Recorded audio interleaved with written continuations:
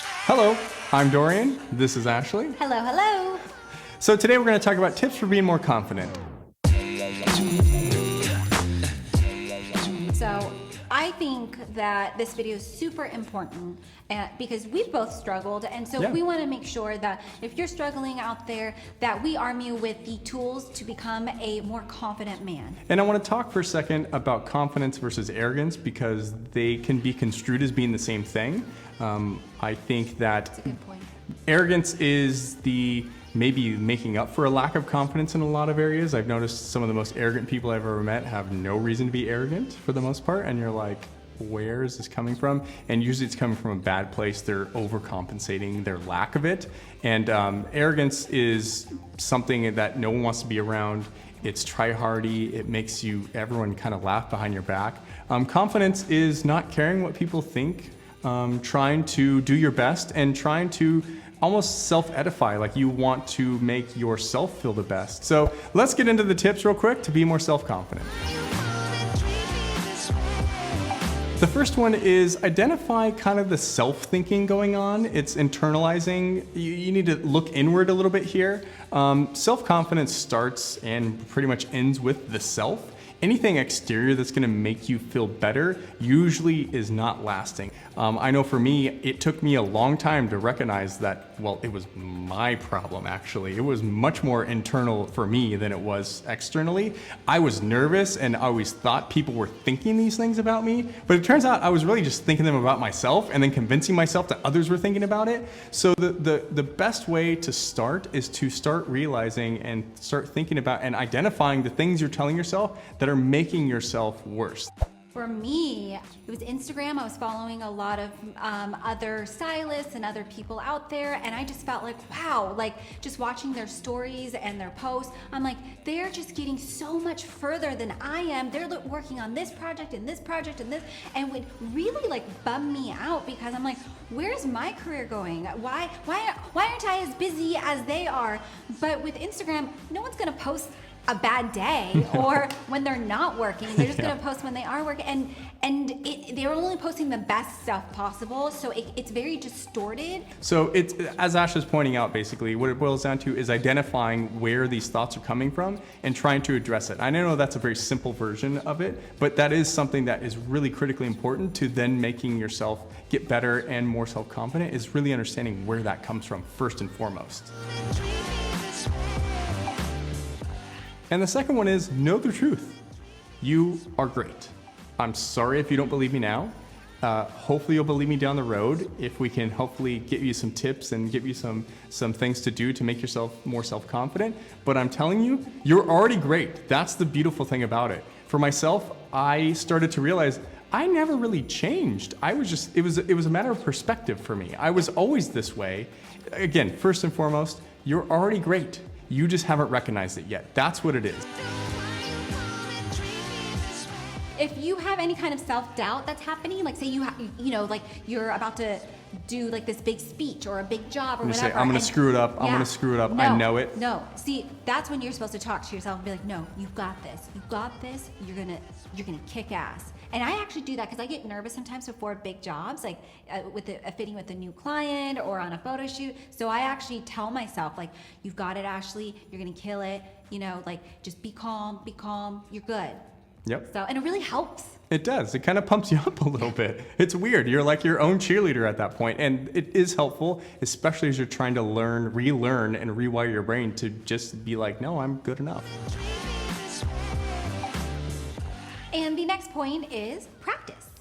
The more you do it, and something in general, the more you do things that you're scared of, the more you do things that you think you can't do, the more you do things that you've told yourself absolutely are not possible, you have to basically start proving to yourself that you can do it. And maybe it's not a big win all at once. Maybe it's slow, incremental wins. Maybe you did something a little bit outside your comfort zone. You went, oh, well, that's not so bad. And then you do a little bit more, and then you do a little bit more. Constant practice. And I think more specifically, you basically have to start proving yourself wrong. That was a big one for me. Really, really, really big. When it came to especially social anxiety, which stemmed from lack of self-confidence, When it came to that, I would walk into a room and be like, no one wants to talk to me. They're all looking at me. They all think I look weird, you know, et cetera, et cetera, et cetera.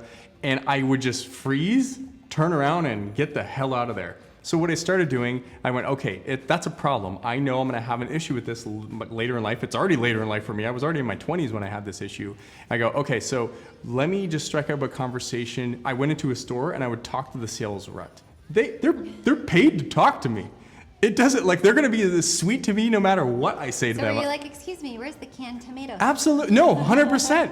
Stupid little things like that I started with because I'm like, you know what? Yeah, I know they're paid to talk to me, but I don't care because interacting with people was a big problem for me. I didn't know how to do it, and all I was in my own head going, they don't want to talk to me. They think I'm an idiot. So I would just have little conversations with people that absolutely had to talk to me. And it started working. I'm like, hey, I'm not so bad at it. And I would see if I can go a little bit longer each time. Like, I'd be like, okay, I would put a little timer. I didn't have my phone, but I had a little stopwatch. I'd put my stopwatch and then I'd have it in my pocket, turn it on, and see how long I could talk to someone before I started getting like really nervous about it. And after a little while, I started just going longer and longer, and then I stopped doing it, and I was like, wait a minute, I can just talk to people, anybody now. This is great. Dorian truly can talk to anyone. Little smaller stuff is what worked for me. So figure out what works for you and try that and practice often. And the last tip to be more confident is, but before we get into that, be sure to give this video a thumbs up if you've been enjoying it. And subscribe to our channel for more videos like this. I cannot believe how many times you've done this and never done it right. Subscribe to our channel for more videos like this. Click the bell icon to be notified every time we upload a video so you don't miss it. All right, Ash, so the last one is, so if I was in my younger days and someone told me that, I'd be like, are you effing kidding me? No S. Yeah, I got it.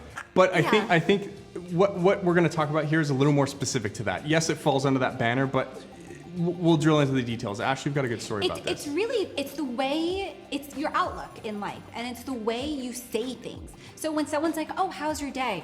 Instead of saying, oh man, I'm just so stressed out, like so much is going on, it's just such a crazy week, I'm trying to get through it.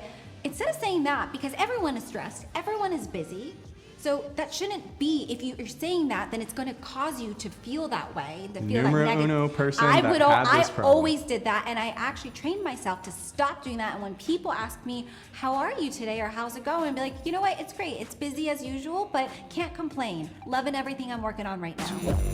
And it's really that self-recognition and then understanding that the more positive things I say, and I will start feeling that way, which then really helped me with my self-confidence. When I started feeling more positive about myself, life in general, career, all that stuff, suddenly the world kind of opened up. And then that's when I realized, I was like, it was always this way. It was literally just my perception of it and how it was coming in. It's perception. Yeah. It's your outlook and your perception. And the outcome starts from within. And I know these are all very esoteric kind of things sounding, but I'm telling you the best thing to do when a negative thought comes in, counter it immediately with a positive thought. And as stupid as that sounds, I swear I am like the most jaded person when it comes to like just stupid, like random advice. Be like, just be happy. It's like, no, that doesn't work.